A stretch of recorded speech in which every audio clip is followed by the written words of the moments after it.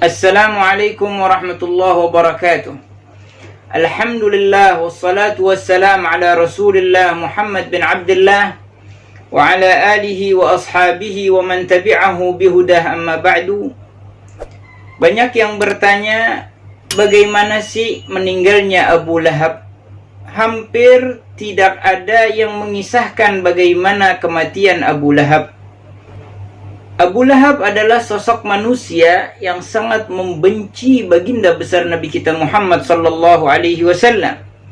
Begitu pula dengan istrinya, sehingga Allah menurunkan ayat Al-Quran, bahkan satu surat penuh mengenai Abu Lahab, yaitu firman Allah, tabbat yada abi lahabi wa tab. Setelah usai peperangan Badr, orang kafir Quraisy yang selamat, mereka kembali ke Makkah Al-Mukarramah. Kemudian Abu Lahab bertemu dengan keponakannya yang bernama Abu Sufyan bin Al-Harith. Saat itu beliau belum masuk dalam keagama Islam. Maka Abu Lahab mengatakan, "Wahai Abu Sufyan, coba kisahkan apa yang terjadi di peperangan Badr."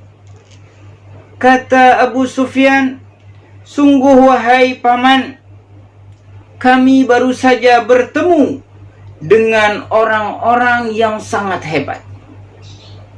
Mereka dengan seenaknya membunuh kami, dan mereka menawan orang-orang kami, dan kami tidak bisa membalas mereka.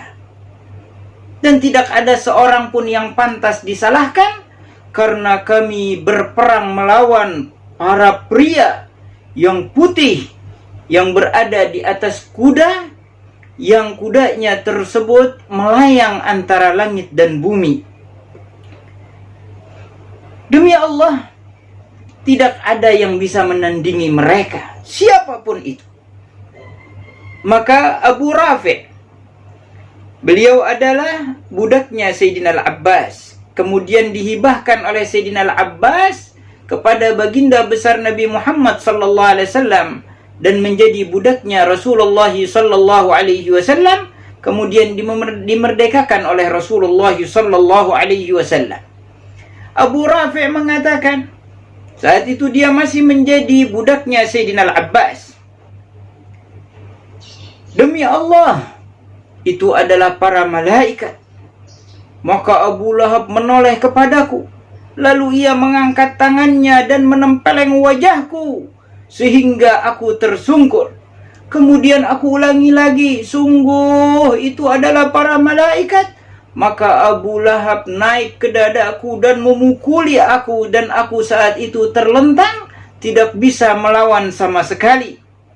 Tiba-tiba Ummu Fadl, istrinya Sayyidina Al-Abbas radhiyallahu anha, yang bernama Lubabah bint Al-Harith Al-Hilaliyah, saudari dari Ummul Mukminin Maimunah, istri Rasulullah sallallahu alaihi wasallam, dan beliau di antara orang yang masuk Islam pertama sebelum hijrahnya Nabi kita Muhammad sallallahu alaihi wasallam. Kemudian Ummu Fadl ini atau Lubabah, beliau mengambil tongkat dan memukul kepala Abu Lahab sehingga Abu Lahab tersungkur dan teriak dengan teriakan yang sangat keras. Kemudian Lubabah radhiyallahu anha mengatakan, "Apakah engkau menghinanya saat tuannya tidak ada, yaitu Sayyidina Al-Abbas?" Maka kata Abu Rafi', Abu Lahab langsung melayang dan berjalan seakan-akan orang yang hina meninggalkan rumah tersebut. Dan sungguh, dari sejak pukulan itu, dia tidak hidup lebih dari 7 hari.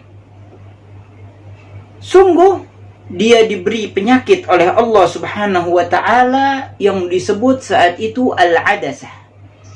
Penyakit Adasah ini adalah penyakit yang membuat borok di seluruh tubuhnya, yang saat itu orang kafir Quraisy sangat geli dan jijik.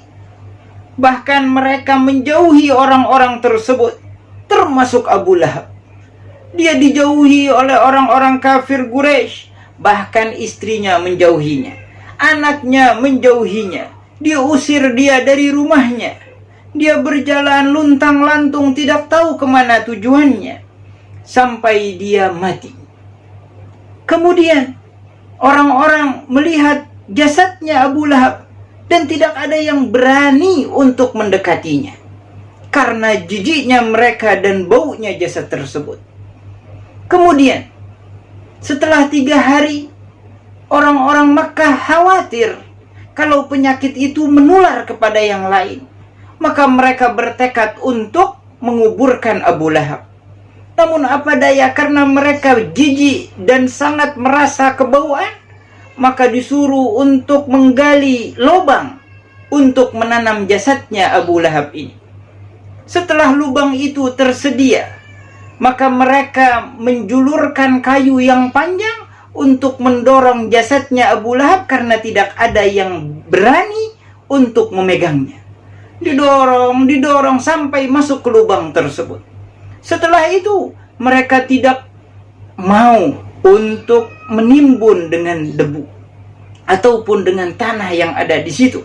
Karena mereka jijik dan kebauan, akhirnya mereka bersepakat untuk melemparkan batu-batu, kerikil-kerikil ke lubang yang di dalamnya ada Abu Lahab, sehingga terkuburlah Abu Lahab dengan cara dilempari batu sampai batu itu memenuhi lubang tersebut. Begitulah kehinaan yang dialami oleh Abi Lahab. Oleh karenanya, mari kita tingkatkan keimanan kita kepada Allah dan hendaknya kita mencintai baginda besar Nabi Muhammad sallallahu alaihi wasallam. Dan lihat, Abu Lahab adalah pamannya Nabi Muhammad sallallahu alaihi wasallam. Dan dia dihinakan oleh Allah karena memusuhi agama Allah, memusuhi baginda besar Nabi Muhammad sallallahu alaihi wasallam.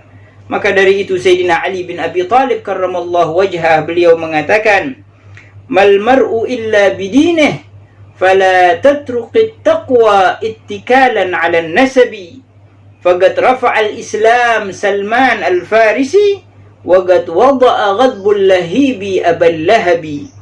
Tidaklah seseorang kecuali dengan agamanya. Maka jangan sekali-kali engkau meninggalkan ketakwaan kepada Allah karena nasabmu. Sesungguhnya Allah telah mengangkat Islam dengan Salman al-Farisi, dengan idenya di peperangan Khandaq, dan Allah telah meletakkan murkanya, amarahnya kepada Abu Lahab, padahal dia adalah paman baginda besar Nabi kita Muhammad sallallahu alaihi wasallam. Demikian, wassalamualaikum warahmatullahi wabarakatuh.